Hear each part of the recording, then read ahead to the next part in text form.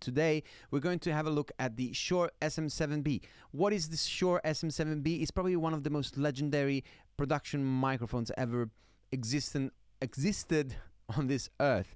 Why? Well, because it has been used in so many different applications. It started as a broadcasting mic and it ended up in so many records. So this is why I want to talk about it today, because this channel is about music production, about music, and why not about music technology, because that's, part of music as well. So this is the microphone that I'm talking about. This is the microphone, how you get it when you buy it. This is the package. Inside the package you find this, and you find all sorts of other little gadgets, like for example the windshield, which is this one and is already installed on the microphone, and another rounder windshield which is inside the box. So just to show you this other windshield, I'm going to open it for you. Just give me a second. And this is the windshield, the second windshield that I'm talking about. Now, I'm not going to apply this windshield because it's too annoying to actually change the windshield. I don't want to break it as well. So this is the windshield that I'm talking about. I'm just gonna pop it open. Here we go. As you can see, classic black porous windshield, and it's good to go. Now, what are the specs of this microphone? Well, first of all, it's a dynamic microphone, which means you don't need 48 volts of power, of phantom power, to actually use it, but you do need a lot of gain. And that is one thing that a lot of people don't talk about, because they just, I don't know, they just want to keep secrets or something. But anyway, so you also get this when you buy it. It's a little, strap that's always necessary. And what else? As I was saying, you need a lot of power to actually use this microphone. And what I mean by a lot of power, I mean a lot of gain, not a lot of power. I'm sorry. You need, you need a lot of gain. So when I'm saying a lot of gain, it means a lot of gain. So if you have a simple audio card, like for example, I don't know, one of those cheap, 2x2 audio cards, which are basically good for nothing. Well, I'm not good for nothing. They're good for experimenting, I think. I mean, we've all been through that moment where we felt that, a simple $100 audio card would make the whole difference. You could make records just like, the big studios. Well, I'm sorry to tell you, to break it up to you guys, but that's not the truth. You need professional equipment to do professional work. That's the sad truth, and this is why we all spend so much money on gear. Anyway, other than that, you need a lot of gain, as I was saying. But even though there's those cheap audio cards that you find around are not enough, the better ones, for example, when you start to get up to specific standards, like $1,000, $2,000 audio cards, you can get away with it. Now, for example, I mean, with Universal Audio or Antelope, those sort of gear, and or other gears. I'm sorry, guys, if I mention names. I'm not sponsored by anyone, so I wish I was.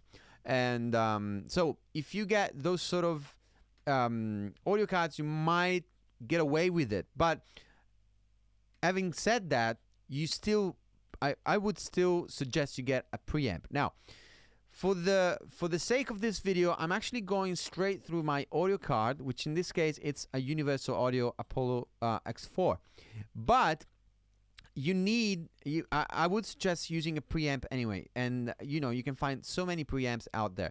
So having said this, the sound that you're listening to is actually just the sound of the microphone, and in this moment it's a little colored because I use a bit of compression and a little bit of equalization, but I'm going to turn it off now so you can hear the flat response of this microphone. So the natural response of this microphone. So what you get exactly out of the box. So just give me a second. I'm going to switch off all my equipment so you can see actually what's going on. So this is the microphone, clean, with no compression, with no equalization. Actually, I have to be honest with you. I think I like the sound of it a lot more like this than with compression and with equalization on. But I was just testing it, so that's fine.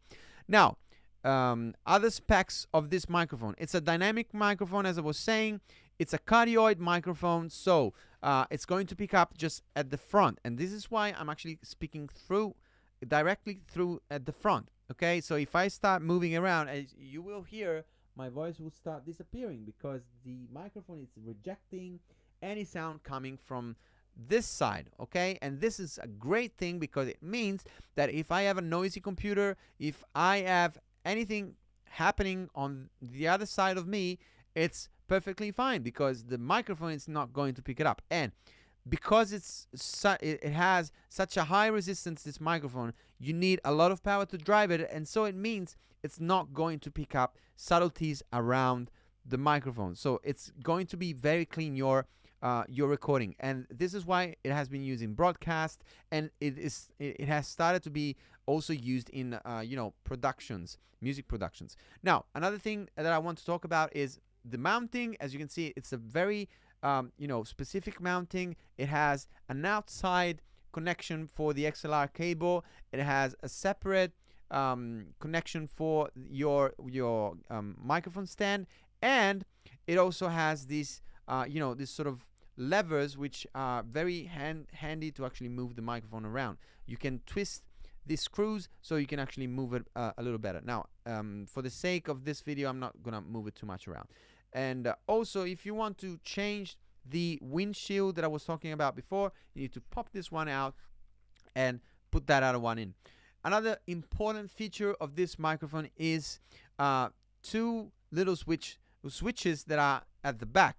These two switches are made to change the microphone response. So there's one mid-high boost frequency response switch, and there's a low cut switch. So I'm just going to test those ones out as well for you. So I'm going to, with just very specific tools, I'm going to change the first switch, which is the mid-high frequencies, and I'm going to boost it a little bit. So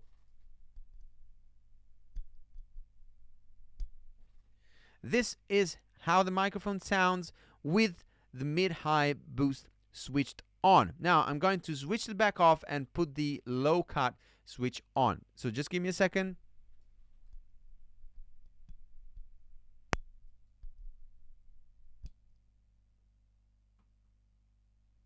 So this is the microphone with the low cut switch turned on and the high mid frequency turned on flat, so turned off. Now I'm going to turn on the mid high frequency boost as well as the low cut the low cut frequency. Okay, so just give me a sec. And this is how the microphone sounds when you turn the low cut and the high mid boost. So as you can hear, is a very, very versatile mic for your voice. It has been studied for your voice basically, and that's why it sounds so natural just by turning it on. And it's amazing because how many times do we waste to actually turn on a microphone and start equalizing it and tweaking the sound? I mean, this microphone sounds good already without doing anything, no efforts at all. So I hope I've said everything about this microphone. I think I haven't forgotten anything. If you want to know more about preamps that could be good for this microphone, let me know, and I'm going to do another video about this. Let me know in the comments anything you want to know more about this microphone. If you want to know about other gear that you're interested in. Hope you enjoyed this video. Hope this video has helped you to understand whether you need this microphone or not, or just to know more about this microphone. And if you guys want to follow my channel, please subscribe and hit the bell button on YouTube, or hit follow on Twitch. So that's it for today, guys. Hope you enjoyed this video and I'll see you guys next time. Bye.